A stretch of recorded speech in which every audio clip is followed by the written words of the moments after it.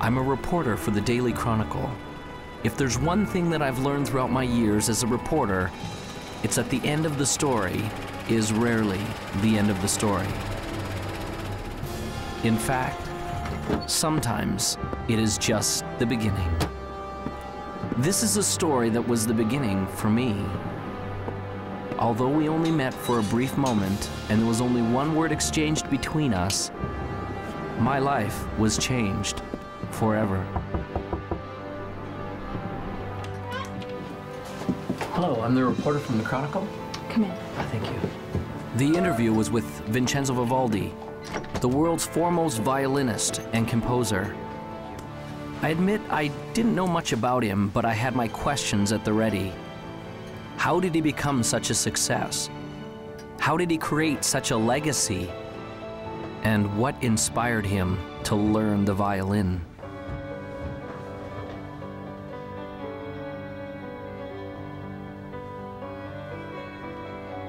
I felt as though I was stepping on sacred ground when I entered the old man's room. I could feel that his time to depart was drawing nigh.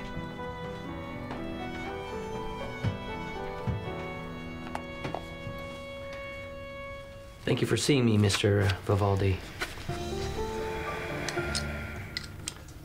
For our readers, what would be the one key factor in achieving all of your great and grand accomplishments?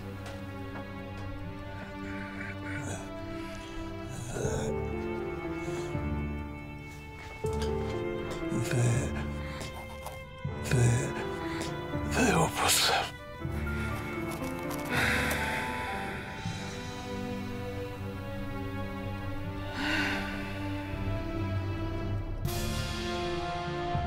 Those were the last words he ever spoke.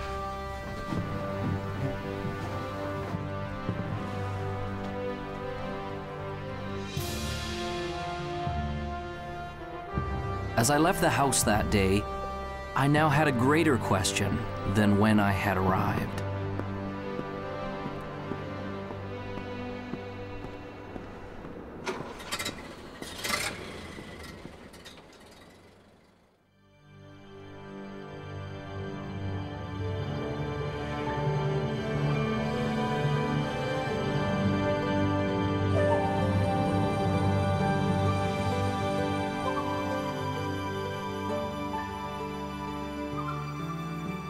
The Opus is a composer's greatest work, and the Opus is about us becoming the most amazing, magnificent, extraordinary human beings that we were meant to be.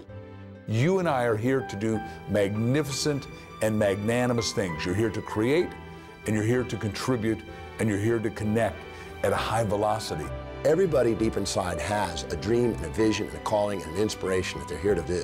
Anyone can do this, and it almost sounds cliche. Everybody says, oh, you can be whatever you want to be, you just got to have the dream. And all of that's true. Unfortunately, it has become cliche and people have stopped listening to it. The best way for you to predict your future is to invent it. It's up to you.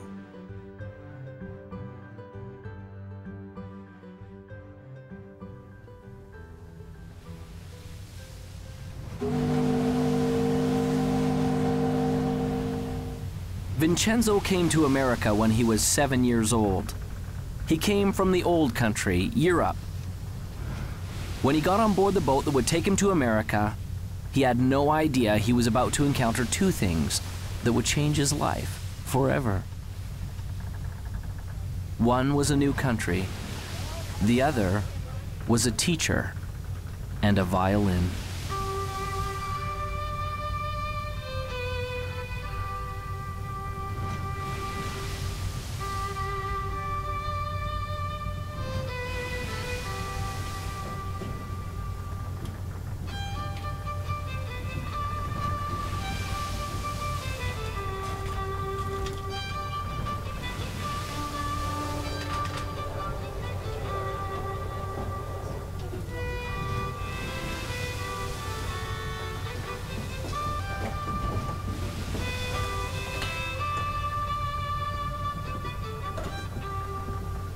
As the boy listened, He was captivated, and in his heart he knew that one day he would play this song.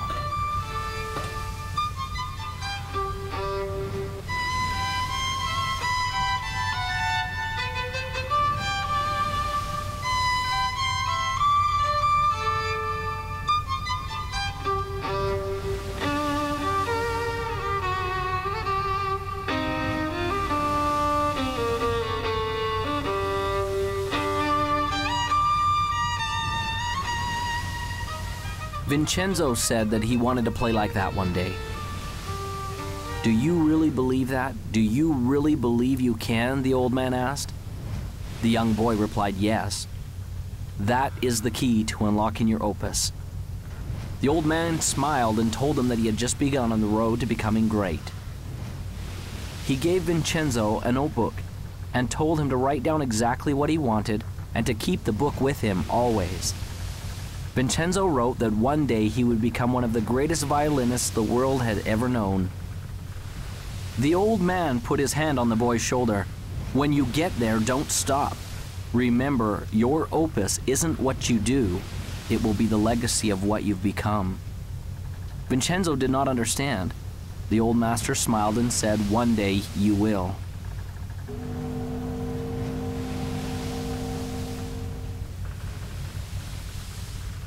As Vincenzo left the old man, he was grateful, for he had been given a great gift. And although he would never know the man's name, the man had changed his life forever.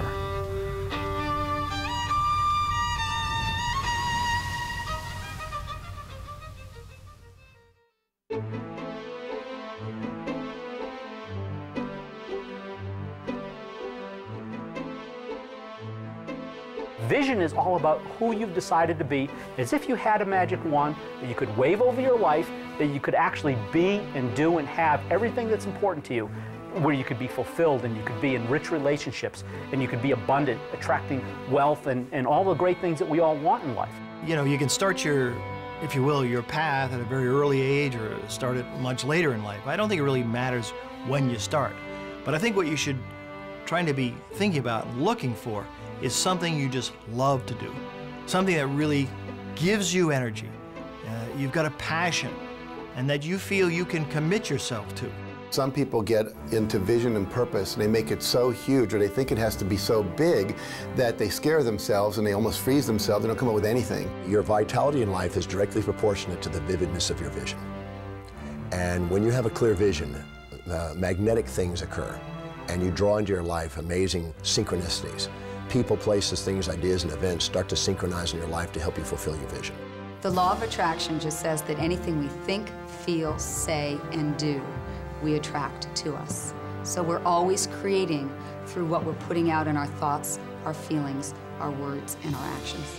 A very common misconception about the law of attraction, people learning it, is that it's all about positive thinking, and it is not. Positive thinking is obviously, probably more beneficial than negative thinking, sustained negative thinking.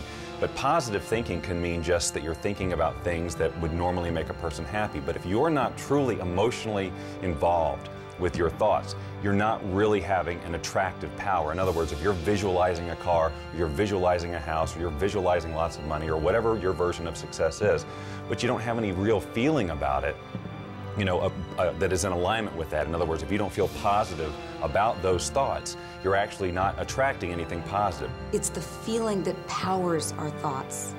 The Institute of Heart Math, which is the most widely recognized research institute on the heart, has shown that our hearts have an energy field around them that's 5,000 times more powerful than our brains. So this is the real power source for people. And when we want something from our head, it can only go so far. But when we power it with the feeling in our heart, the feeling of knowing that I can get it, the feeling of love behind that thought, then we are moved to the inspired action that will bring us what it is we're wanting. Anytime we set goals that are not congruent with our highest values, we're going to tend to not stay focused on them. We're going to keep going back to what's truly important to us. And so it's very crucial to set objectives that are congruent and aligned with the highest values, because when you do, you don't require outside motivation. You're inspired from within. I work with teens every day. I've worked with thousands of teenagers all over the country. And what I know to help teenagers love and believe in themselves and have that success-driven vision that so many adults have is the very first thing you have to do is be original. Be yourself. Don't conform, don't transform. Find your own original gifts. You have them, you have so many, and lead with those. Belief in yourself is the first step to anything great. If you don't believe you can do it, you're finished even before you get to the starting line. You see it all the time in grade school. The kids line up to run the 100-yard dash. They all start off pretty good, but as soon as one or two of those kids pulls ahead, you see a few in the running literally slow down and sometimes stop. That's because when those kids see someone pick up speed, they begin to doubt that they'll ever catch them. And their brain says, what's the use? And suddenly they believe it here. And everything slows down. I started out in a life of welfare and poverty and became the 25th wealthiest person in America. That would be an extreme that most people can't even comprehend, let alone relate to. And it all started because I believed in my own possibilities. Whatever we believe, we become. I don't really think we know what we're capable of. There's incredible potential in all of us. And I mean in all of us, not some of us, all of us. If you find your passion and that energy wells up in you, and if you can dream and start to get committed to that dream and that vision, then you can be successful and far beyond what you ever thought you could.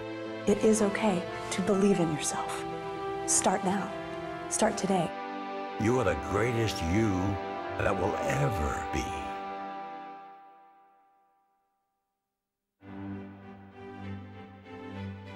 Vincenzo had set a goal. He began to see it powerfully and perfectly. It became real. He experienced it in his mind and in his heart. He was living it vividly as though it had already happened.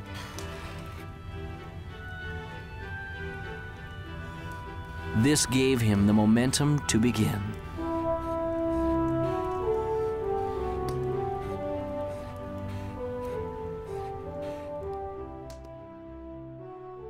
I think that the only way you can get to your goal is by having a clear vision. And I feel that that clear vision doesn't necessarily come from your head, but that it comes up from inside of you. That the more we access our gut feeling, the more that we access our core individuality and listen to what it is that's wanting to be said through us, then we have a clear vision of what we're about. The problem is most people don't really have that clear vision of what success is for them because they've never felt like they were allowed to have that vision for themselves. They always felt like they had to live in to somebody else's idea of what success is. I think one of the steps that people may not do quite properly is that first step of intention. So many times people's intentions are coming out of a feeling of obligation or I should. When I find that people really stop, which is a hard thing to do in our society, to stop, but it's the thing that is most required for us to stop and turn inward. Someone asked me one day, if you could have anything that you wanted, if you could have your dream life, if it could look any way that you wanted it to look, what would it be? And I was stumped, because I was so used to being good at responding to my difficult circumstances that I even honored myself for being able to make the best of a bad situation. So I would constantly have to wait for bad situations to come around in order to identify who I was and to feel my strength to be able to go out there and do something. And so when someone asked me, well, if you could just be on the front side of something like that and just have it be whatever you would want it to be, what would it be? And I couldn't answer the question. I thought, I've got some different kind of work to do. The only way you can get a clear picture of where you're going and to understand what it is that you want out of life, you must silence the restless thoughts that are going through your mind. And you have to ask yourself, what do I want? How do I feel?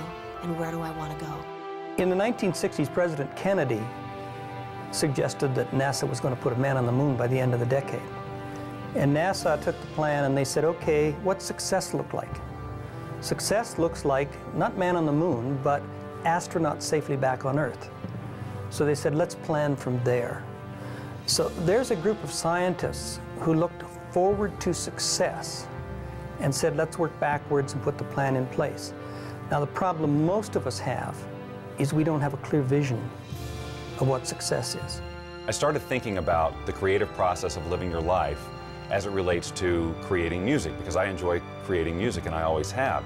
And it comes back, and I saw the parallel so clearly between how the process is the same. When I sit down to write a piece of music, it's generally born out of some inspiration. You know, I don't work under the rules that you have to write this type of piece of music, it's got to be 30 seconds and it's got to be this beats per minute. You know, I have full, because I do it for fun, you know, I have full creative control, so I work from inspiration, just as we should work from inspiration in our lives. That is what should guide us, that is what it should help us to create our vision, is feeling of inspiration, not someone else's sense of passion or their likes or interests, but our own. I have a philosophy of life, and that is this. Achieving any type of goal in your life is 99% intention, 1% methodology. It's being crystal clear about what you want and the how, the methodology, will show up later. When people talk of clarity, it often gets described as just writing down your goals. The most important element is often left out. That's finding your motivation. If you want to get to your goals quickly, you've got to have clarity on why you want it. What does it mean to you? Why do you need it in your life? And the stronger and more important the why, the more power you will have to pursue that goal.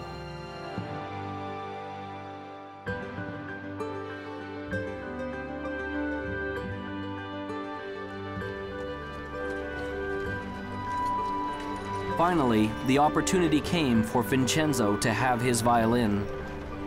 The moment he saw it, he knew that he had to have it. A loving mother felt the same way.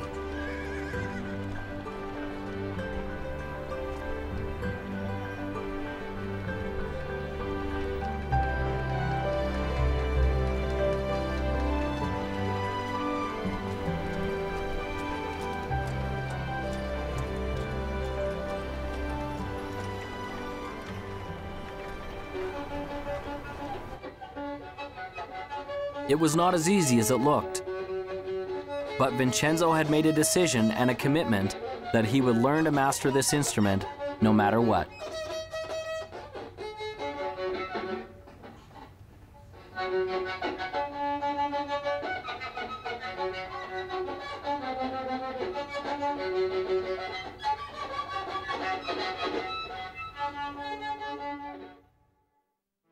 Finding your clarity starts from first setting goals, not just thinking them, inking them, writing them down, having that vision board. Put those things on your board, the way you picture your life to be, the lifestyles you want. It's okay to brainstorm it. Start with an idea, oh, I've always wanted to do this, and flesh it out. Really describe what you want your life to be. You may find that it evolves even as you write, and that's okay. Take the time to decide what you truly want, because it isn't until you do that that you're going to be able to stabilize any sort of vibration around it from a law of attraction point of view to attract that into reality. When you're in the achievement process, what is your greatest moment? Some people think that it's when you're at the finish line, or at the top of the mountain peak, or when your bank account has finally reached that bulging, overflowing amount. If those are your goals, then those moments when you get there may be exciting, there's no doubt about that. But that isn't your greatest moment. Your greatest moment can be measured by three things that make it great. What moment will have the longest effect on your future life? What moment will carry the greatest future consequences? And which moment will have the farthest reaching impact on you and those around you? Your greatest moment, therefore, becomes the moment that you decide. Decision changes everything.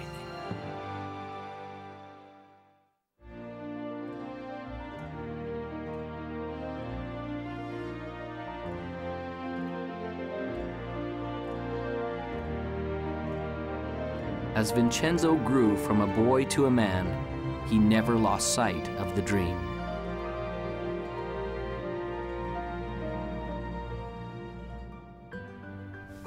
Vincenzo worked and saved his money to pay for lessons for his violin. He's doing it again. Thinking about everything except what he's supposed to be doing. There were those who told him that his dream was impossible, that it could never be achieved. Still believes he's going to be famous.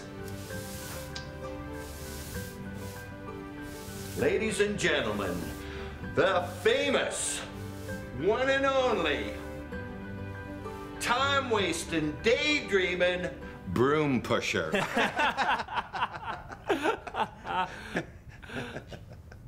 But he remembered the words of the old master on the boat. Do you really believe you can? That is the key to unlocking your opus. Vincenzo! Sweep the floor, boy, sweep! Vincenzo gained courage and continued forward.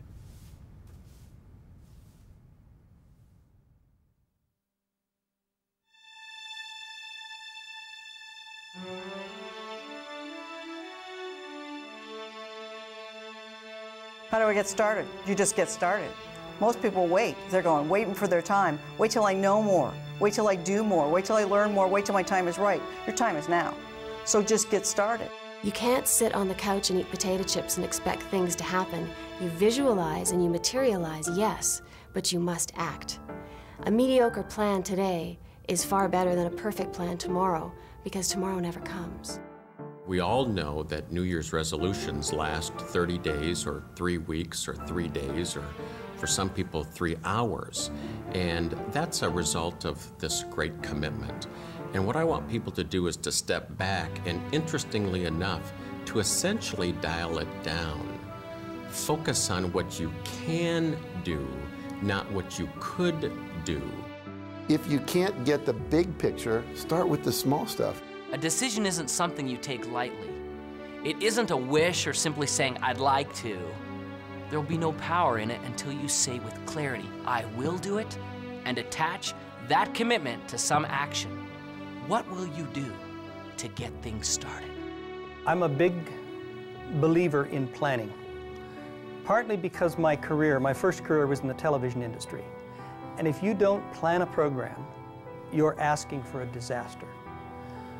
And that's not to say that you set a plan down that's absolutely rigid, but you put a plan down that you can then change and adjust as you need to when you're going through the production. Same thing with the writing of the music. I start with an end in mind in terms of how I want to feel, but I don't have every note already written in my head. That's what makes this process so fun and creative, because the minute you feel like you have to go here because that's where you said you were going to go in the first place, the song has to sound like this because that was my original vision, you cut off all sorts of possibility. You don't have to know everything before you get started. Top achievers never have all the answers, and they also don't wait for all the answers to come until they get started. They just get started. They don't let questions paralyze them. They understand how to face the unknown and have the courage to do new things without all the answers. They know that the answers will come, and they adjust their course with each step forward that they take. Most of the answers come in the action, not in the calculating. You've got to learn that too. When you're up against the unknown, remember this phrase. Top achievers are not perfectionists. They're improvisers. Get started. It's hard to start. It's scary. And I know I've seen in my own life that some people they're just waiting for everything to be perfect. There is no perfect time. You never have a perfect plan. But you need to move forward. If you're convinced and you're passionate, it will develop. Have some faith. It can happen. It will happen. You got to stay positive, but you got to keep moving forward. And you got to keep moving forward knowing you don't have all the answers. I wanted to be a fighter pilot my entire life, but back in 1986, there was an experience which pretty much dashed my hopes up against the rocks. Back in 1986, the movie Top Gun came out, and you'd think that would be a source of motivation for me, but really what it was everybody else at that point now wanted to do the same thing that I wanted to do. Everyone wanted to become a fighter pilot because they all wanted to be just like Maverick.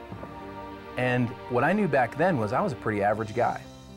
I knew that the people who were ahead of me were smarter, faster, they were stronger, and I thought, man, I'm not going to be able to do this anymore because all these people now want to do what I want to do.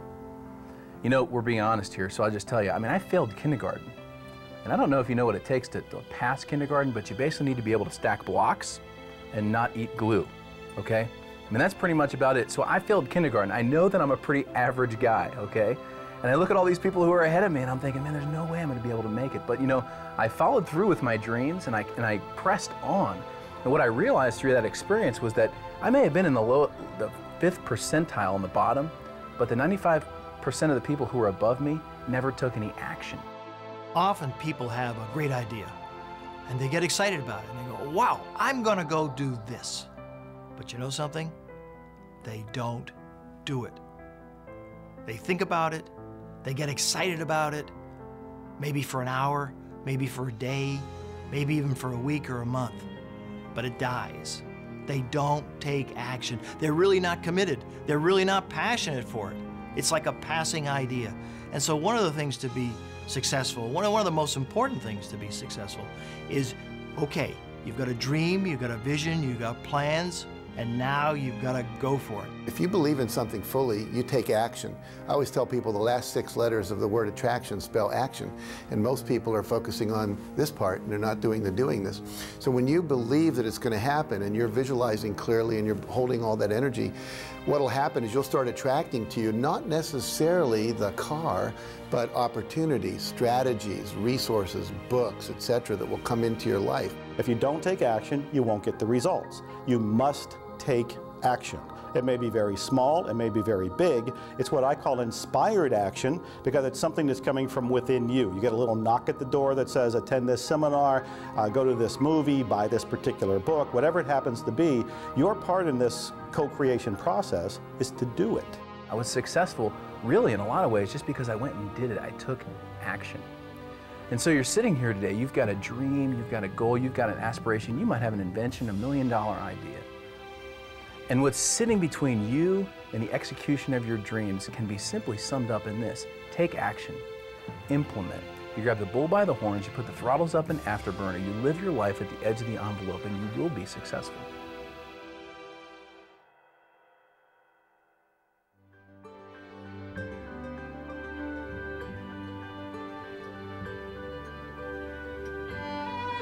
Vincenzo continued seeking additional understanding and education wherever he could, surrounding himself with other masters who could help him find his gift and develop his passion. This required effort and work.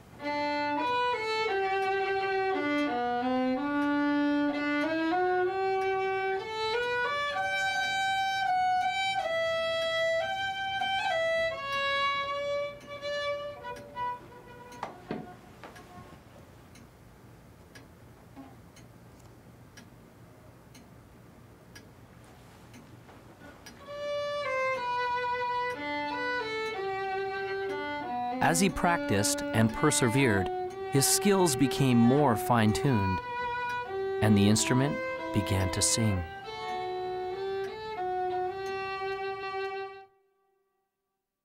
Whatever you want to do, whether you're an athlete, whether you're in business, whether you're a pilot, if you want to be successful, there are heroes, there are masters, there are people who have been successful before you who will be willing to teach you how to get where you want to be. You don't need to fly solo in this life. If you have any goal that you want to achieve in your life, the first thing I would invite you to do is surround yourself with people who believe in what you do. And sometimes those people, they're not your family, they're not your friends, they're not your coworkers. You actually have to create that. You have to create your own, what I call your own mastermind, your own board of directors of people who will support you. My adage is that if I'm ever in a room with 5 people, I want to be the dumbest one in the room. I don't want to be the smartest guy in the room. I want to be the dumbest one in the room. If I'm the smartest guy in the room, then I'm not listening to anybody. Then I think I already know it. Then I think they're not capable of teaching, training, sharing, or giving me anything of value. But if I think I'm the dumbest one in the room, then all 4 of them are brighter than I am. And I can learn from any one of them. And what that causes me to do is to shut up and sit down and get a chance to learn, because most of us are talking so much, we aren't listening. I like the idea of modeling other people's success up until the point where you reach something that, hey, this isn't me. It's not me to model this guy like that. Because if you try, it will not work. You'll send out this really weird field of resistance and things will not work for you, no matter how successful that other person is. So I model lots of people, but not one particular person. I will look for things that they do and say, I can incorporate that into my plan for sure. This guy over here, no, not so much. This is where I leave him and go to somebody else.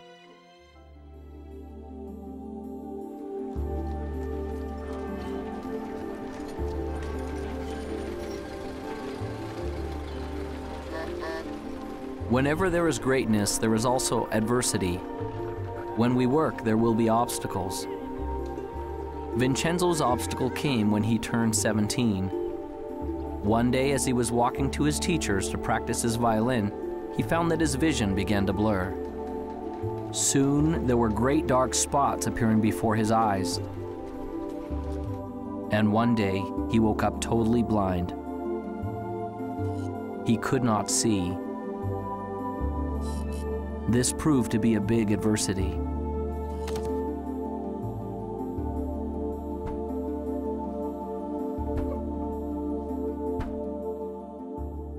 On March 10, 1981, I thought I had the world by the tail. I was Mr. Egotistical. I was self-centered. I was center of the whole universe, and so I thought. I was very successful. I'd gone into the life insurance business, making a lot of money. Had a nice home, had a nice car, had a wife. You know, I was living the American dream, and so I thought. And then I went and bought myself an airplane. The next day I took off in that airplane for a little pleasure trip just to check it out. Then in that day, my whole life changed. I had a power failure. When I was landing, the engine failed. I had some power lines and crashed. I was just entering my senior year, and I wasn't really going out much.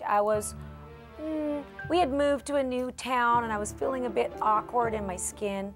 I went out, and I met someone. I thought, oh, he's the one, and ended up pregnant in my senior year. And if you want to be judged, I was going into a school where there were nuns, and they were convinced, and so was my entire school system, that found out I was pregnant in my senior year, that I was going to go to someplace with the letter H and 3 letters that followed. And it took me a long time to regain my self-esteem.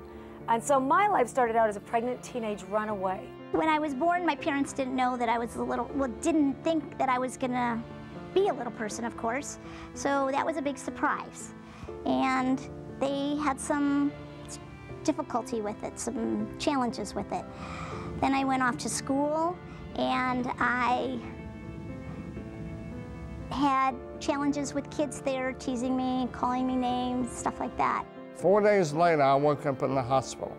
I was in coma 4 days, and I was in bad shape. My neck was broken at the 1st and 2nd cervical vertebrae, and my spinal cord was crushed. The nerves that control my diaphragm were destroyed, and I couldn't breathe. My swallowing through flesh was destroyed, and I couldn't eat or drink. My larynx and voice box were crushed. Every muscle in my body was destroyed. I couldn't do anything but blink my eyes. My bowel, blood, and kidneys didn't have function. I lay there for 8 months in that hospital. All I could do was blink my eyes. The doctor said it was hopeless. I prayed that I could learn something through this experience, and maybe one day I could help others through it.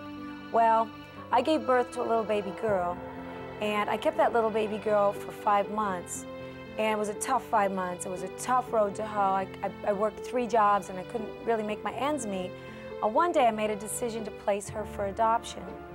And when I did that, and the lady came and took her away and drove away with my baby, I thought I was the worst sinner on planet Earth. And it took a long time for me to regain self-esteem and to come to know myself, that I was a valuable person and I was a valuable part of this society. And in 4th grade, a turning point came for me, one of the first ones, when I realized that being a little person wasn't something that, wasn't a costume that I could take off one day, that actually I was going to be a little person for the rest of my life. And my friends were now at least 1.5 to 2 feet taller than me. I wasn't just the short kids in the class. I was now significantly different. 8 months later, I walked out of the hospital on my own 2 feet. The doctor said it was impossible, but I walked out of there. But that wasn't the end of the journey. That was just the beginning, because I had 5 more years of intense occupational physical therapy. So I went to work. And when I went to work, I decided I was going to make something of myself. And maybe one day I'd see that little girl again, and maybe I'd be able to be an example, a living example of something wonderful. One day I was sitting with my teacher for spiritual and personal growth, and he said to me, you know, Peggy, I noticed that you spend a lot of time in this fantasy that one day you're going to wake up like an average-sized person, or as an average-sized person, and all your problems are going to be gone. But that's not really so realistic. And I bet your success level would be much higher if instead you focus on the things that you can change. The things like your attitude, your beliefs, your connection to spirit, all those kinds of things. So that was a turning point for me. And I actually looked at that and I was like, oh my God, I'm believing in this fantasy. And I had to come to terms with the fact that I had to accept that I couldn't change my outer size. But I saw that I could change my inner size. See, it didn't matter what the doctors thought. It didn't matter what the medical profession thought. It didn't matter what other people thought or believed. What really mattered was what I believed. See, a lot of people think, well, I can't do this, I can't do that, because everybody tells them they can't do that. And I tell them it doesn't matter what other people tell them, it matters what they think. Well, last year on Mother's Day, now we're talking 27 years after that day when that lady drove away with that baby, I got a call from guess who? My little daughter, Jackie.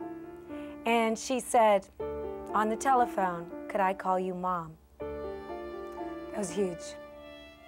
That was huge for me. And I don't care what happened to you in your life.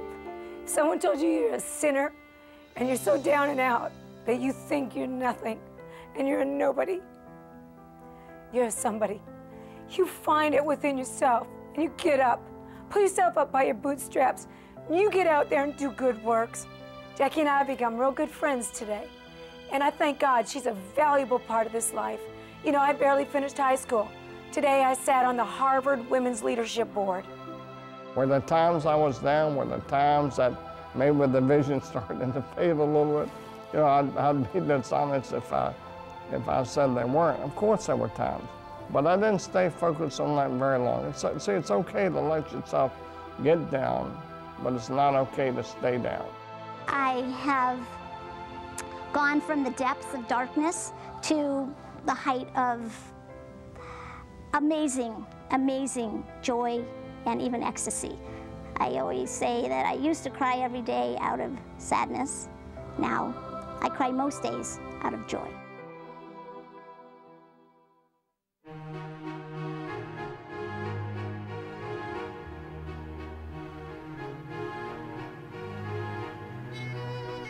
Vincenzo continued to practice his instrument. But it was much harder now. The music didn't come as easily. Often the notes didn't sound right. Often the people near him told him he was failing. He began to feel like he was failing.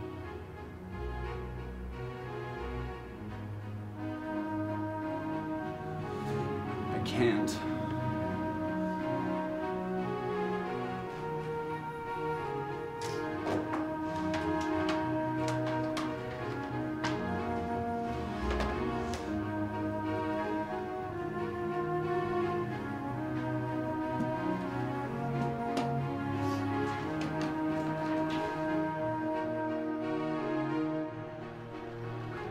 Vincenzo had given up. He felt like he had been robbed of the gift he had been given. His heart ached as he approached the entrance to the merchant's store.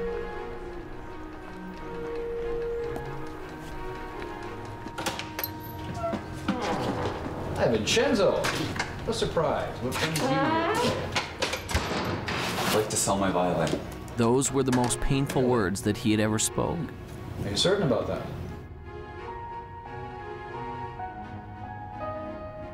Well, let's have a look, shall we?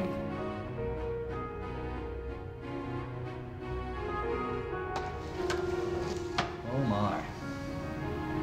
Isn't this the same violin I sold you many years ago? And you want to bring it back to me?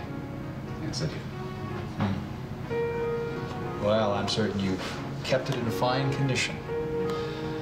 But I really have to know that it works. So, would you do me a small favor, Vincenzo? I wonder if you would play a little bit for me, Vincenzo. I don't have my music with me. Sometimes we don't need sheet music. Sometimes music is in the soul. So, just once for me? Reluctantly, Vincenzo took the violin and, placing it properly in position under his chin, he began to play.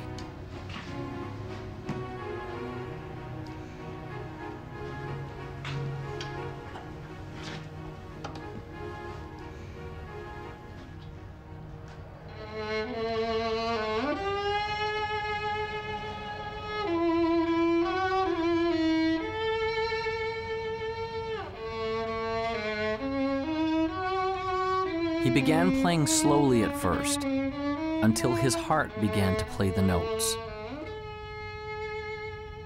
As he did, something magical began to happen. He began to feel the power of the music once again.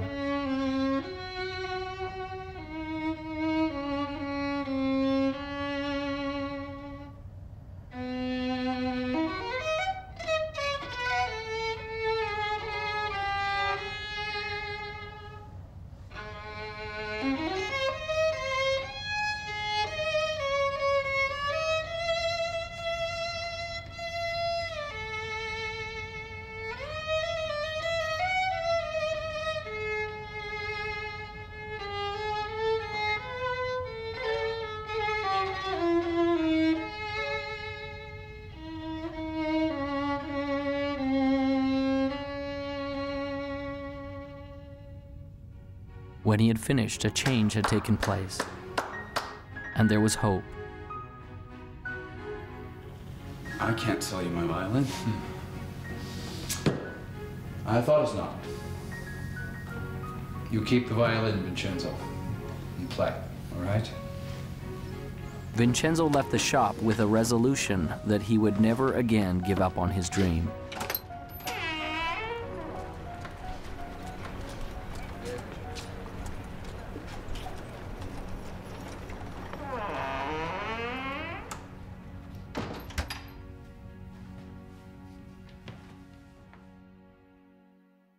Everybody experiences failure, and if you haven't, it's just because you haven't done anything new. Because everything new requires failure, it's just a fact. In education, there's a term designated for new learners. It's called the J-curve, a J. When we start, we may begin here. As we begin to implement the new experience or information in our life, we initially struggle, or perhaps even fail. But as we learn the lessons from our failure and are persistent, we become competent and very successful with our new lessons or experience. And as we get competent, things go up dramatically. That's a J-curve. Most things in life come to us that way.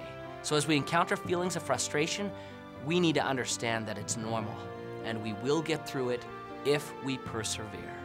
There was a software executive who made a huge error, costing the company millions of dollars, and this is a true story. Millions of dollars at this one mistake or one failure he had made.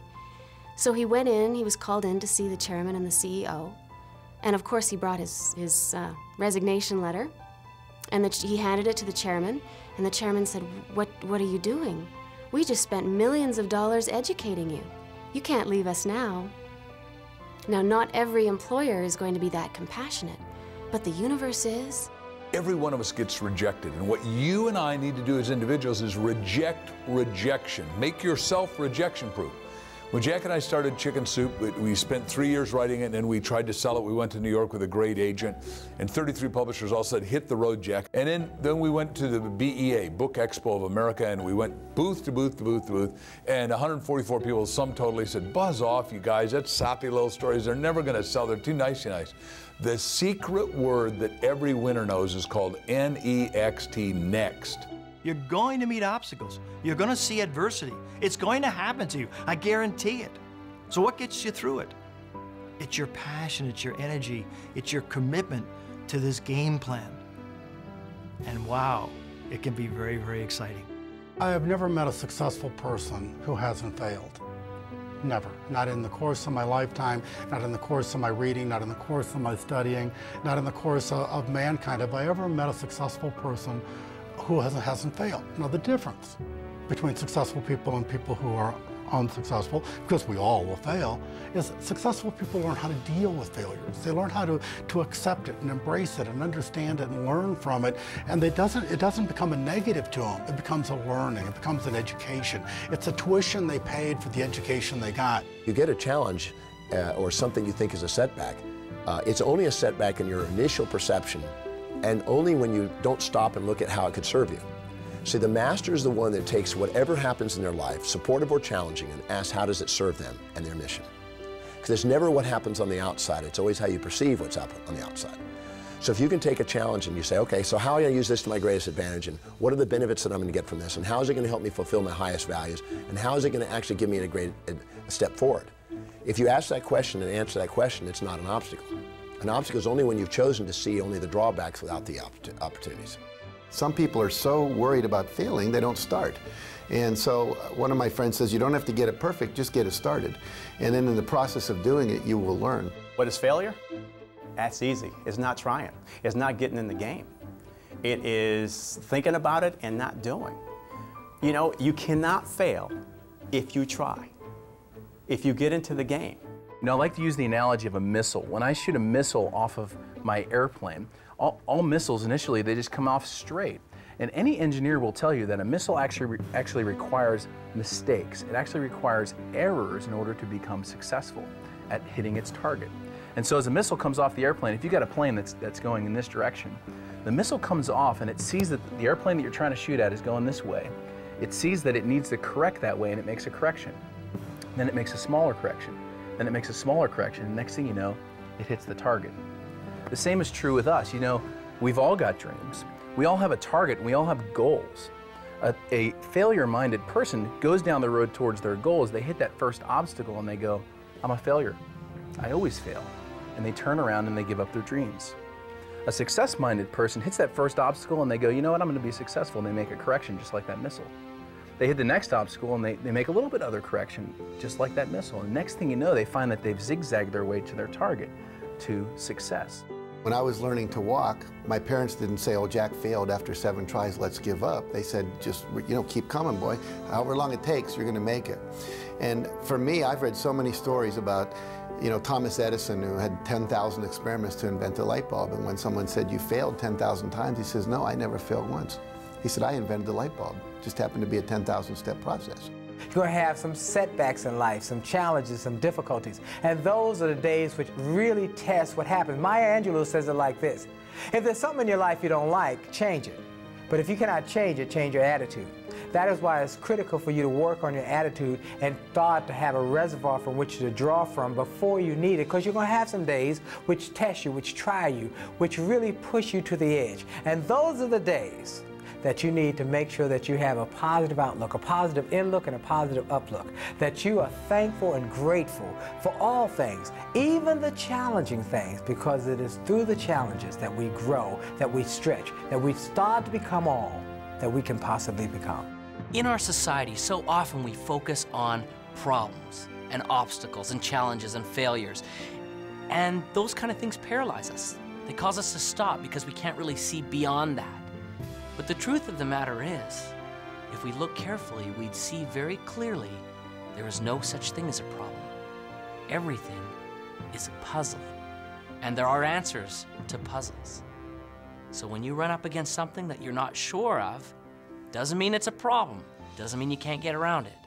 You just need to find the right answer for that puzzle. I've decided that every single thing that happens is a success. Everything. There's a learning experience, maybe I achieved whatever the goal was, but I'm going to go after something else. I just learn, grow, and go.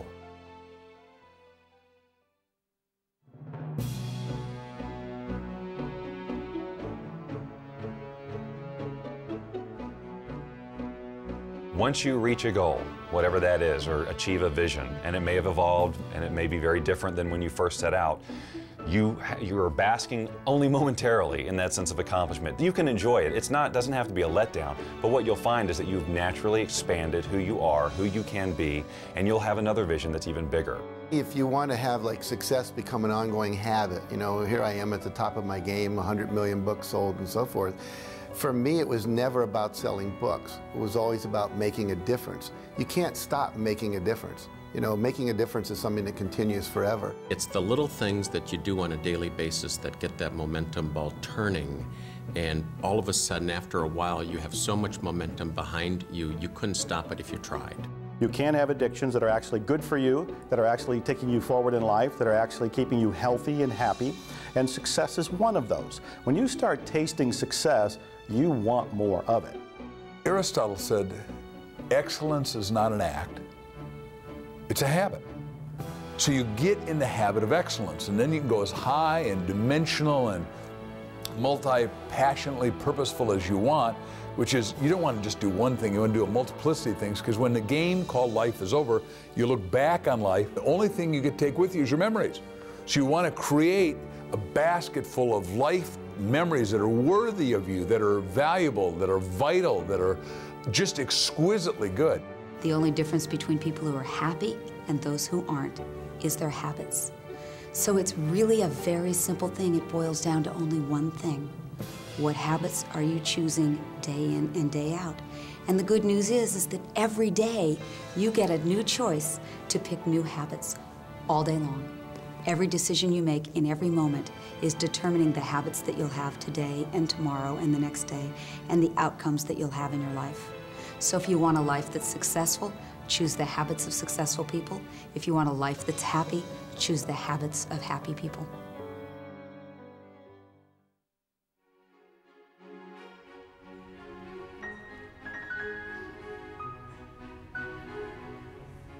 Well, thank you all for coming tonight. It's a pleasure to know you're out there. We're going to be playing a piece. Slowly, Vincenzo was offered opportunities to perform his music at local venues. Although these locations were not ultimately where Vincenzo wanted to be, he poured his heart into each of these performances. Each of them was a step in the right direction, and he let his passion shine through from the beginning.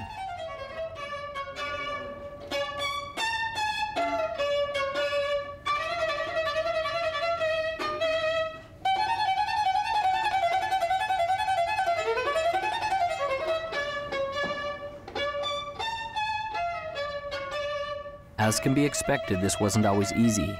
There were times he was afraid, but as he faced each challenge and each frightening moment, he seemed to build momentum and increase in his greatness.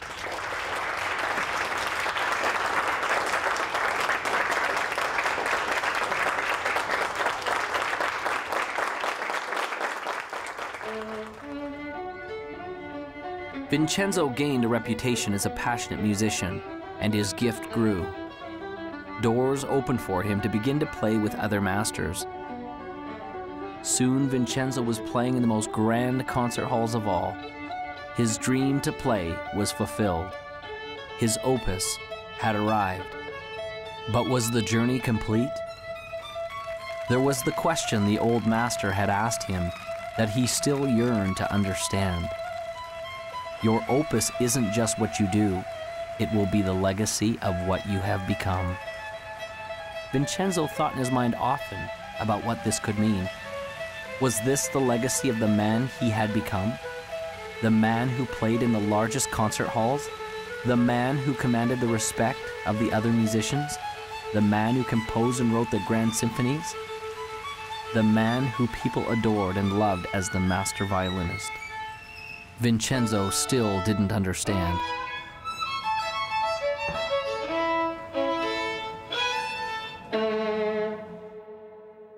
I think we have in our own DNA, sort of this need, if you will, of assisting others and helping them move forward towards their own goals or vision. And some of the greatest rewards in my life have been watching the success of others that I have been associated with. Henry James said that nothing of the senses will ever satisfy the soul. The only thing that satisfies the soul is gratitude and love. And when you have gratitude and love, whatever you're grateful for, whatever you love, you get more to be grateful for and you get to have more love. And so the second you achieve something, you're automatically yearning inside and called inside to ever greater achievements. We're all here for what purpose? We're here to give, we're here to interact, we're here to create, we're here to love and to support. And those are all giving things. Most of the successful people that I know have a basic fundamental philosophical foundation that says giving back is the key to success. A friend of mine asked me recently, he said, what's the purpose of the universe? Now, no one had ever asked me that. You know, life purpose, corporate purpose, all that. What's the purpose of the universe? And I went back to my physics and I thought, well, what is the universe doing? It's expanding. Ever since the Big Bang, it's expanding. I said, well, is it to expand? And he said, absolutely. And he said, anything you do that helps people, corporations, countries expand, you're in alignment with the universe. And when you're in alignment with the universe, the universe will support you. It'll give you the resources you need. Anytime you cause contraction, you cause conflict, then you're against what the universe is about. When we feel expanded, it's the universe's message of saying we're on course. When we feel contracted, it's the universe's message saying that we're off course. So as we're moving along, we always move towards that which is making us feel expanded. Service, there is no higher purpose. It's all about giving back. When you focus on giving, you receive, and that's how the law of attraction works. Ultimately, what we contribute is a reflection of who we are inside. And the more we contribute back to the world around us, makes us more inside. Think of your happiest moments. Got it? I'm confident that it will have very little to do with accumulating wealth, and it certainly wasn't a moment where you were alone in your room watching TV. I'd be willing to bet that it was a moment where you did something for someone that they could not do for themselves, or when you helped someone realize a dream, or you shared a little of you, the real you. And in the end, isn't that what life is all about? It's never about what you had. It's about what you did and the difference you made while you were here.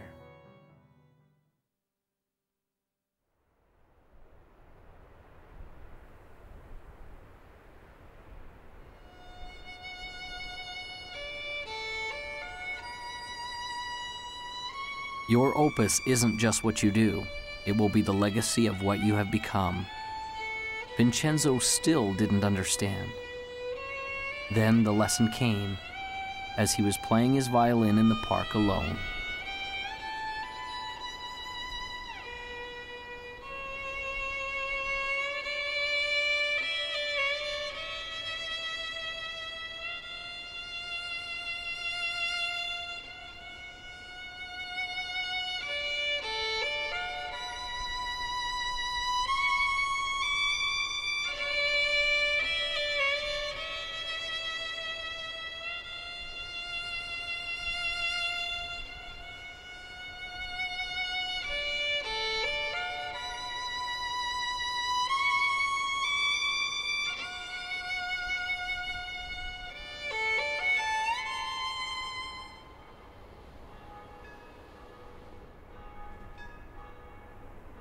And so Vincenzo passed along the message that had changed his life.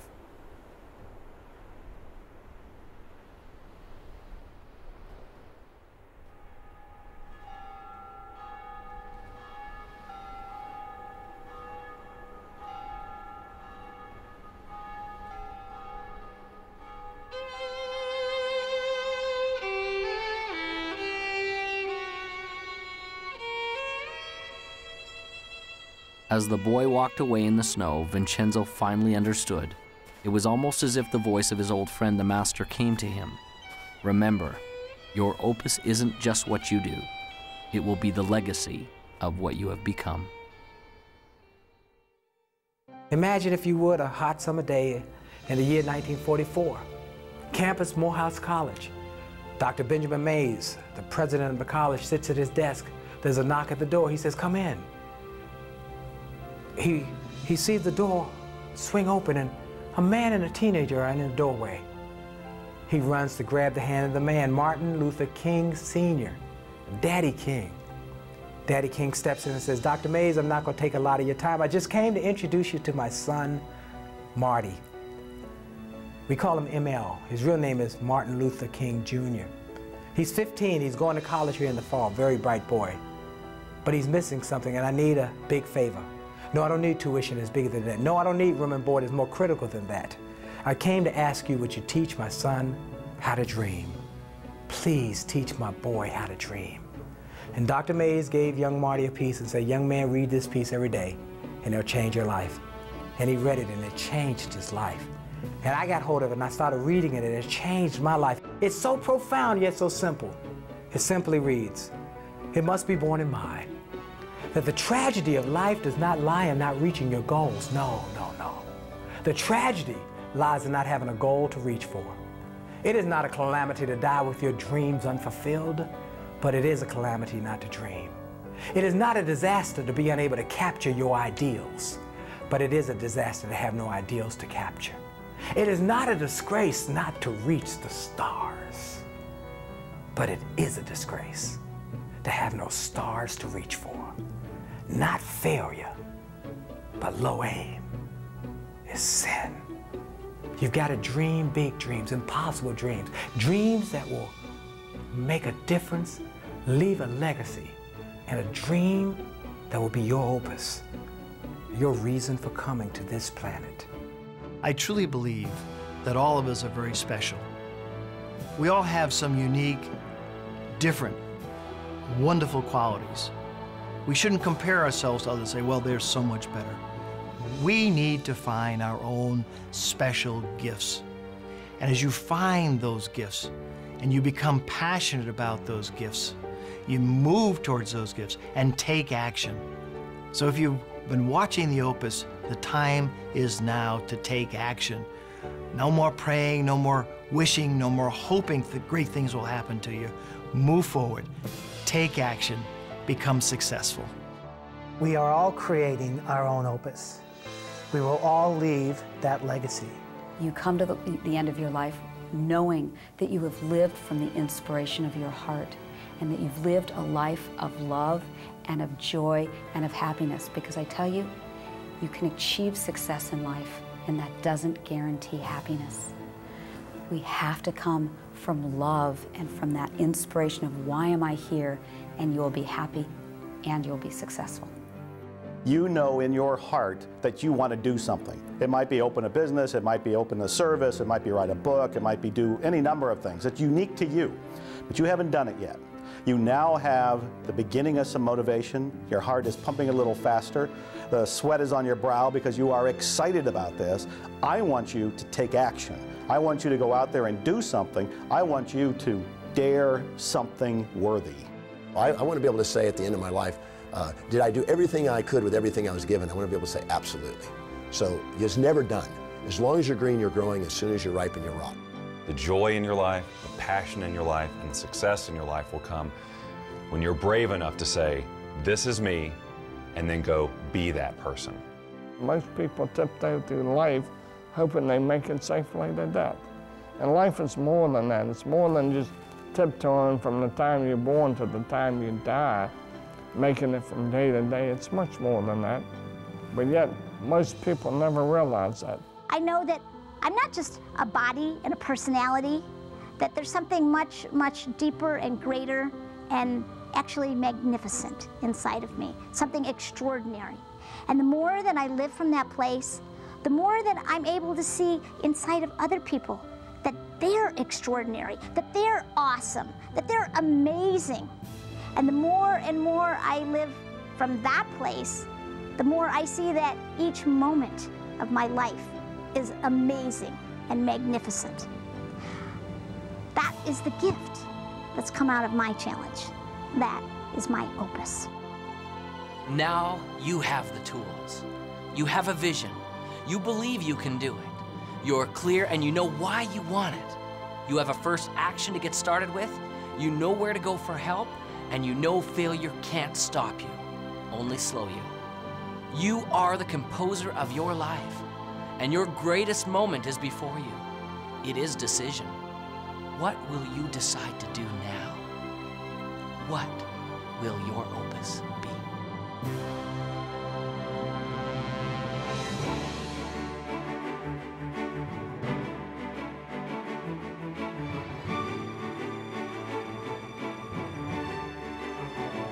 Your opus isn't just what you do.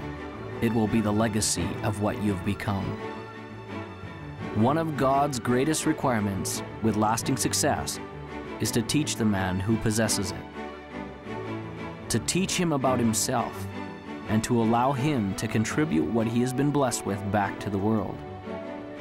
Vincenzo's music was a great gift to all who heard it. But the true gift was in the legacy that he created in another. This was truly his opus.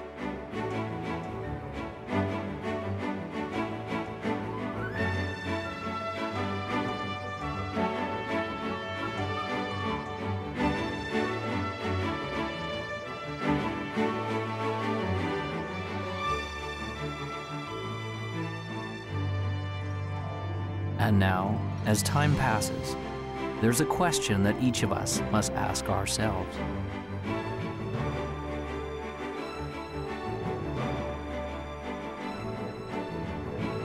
What will your opus be?